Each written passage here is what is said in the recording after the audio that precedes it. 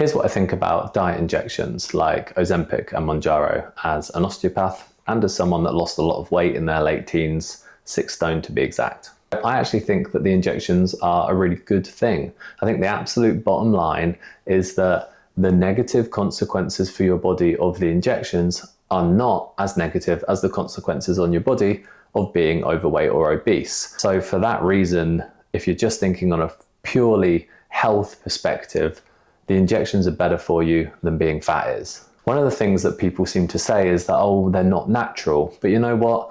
We have an unnatural supply of food in the world, and we have unnatural ingredients in our food which make it hyper palatable and hyper addictive.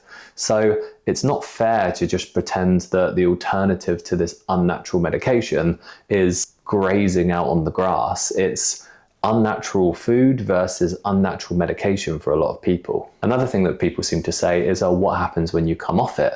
But the thing is, a lot of eating is habitual. So people get into a habit and they can't seem to find a way out of it. And if you just do take an injection which creates a massive appetite suppressant response, your habitual eating will be affected. If you're not eating, you won't do it habitually. So when you stop doing it, the habits have been broken. There's also going to be a massive effect on your sort of resting blood sugar levels and therefore your cravings for sugar based on the amount of insulin that you typically produce. And that's all going to change as well. So you're going to crave sugar less, you're going to eat less habitually. And I think that just with those two things, we can say that it's definitely a better situation you're going to be in once you've lost the weight and come off the medication versus before.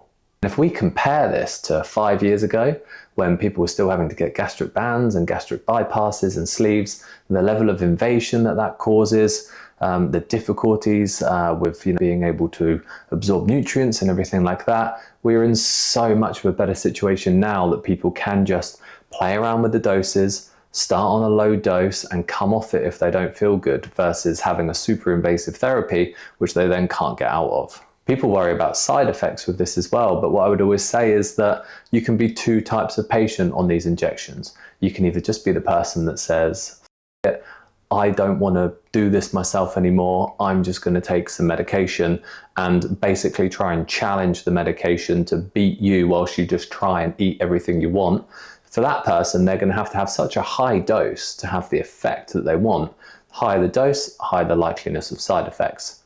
Versus the person that tries to get into some good habits, tries to work with the medication, tries to eat healthy food when they do eat and good nutrient-dense food, that person is going to get good outcomes on a lower dose.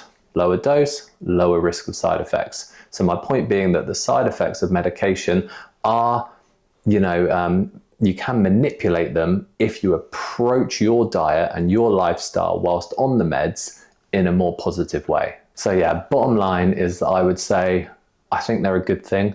I think they're indicative of the time and they're indicative of the way of life that we have now. I think they'll be massively normalized in the next 5 years. People that just want to lose a quick stone before holiday, it will just become the norm for them to just take some injections, lose a quick stone, and that will just be more normal. But for the time being, if you are obese and you're struggling, you're pre-diabetic, you've got pain in different areas, I would absolutely say, give it a try on a reasonable dose, work with it, see how you get on.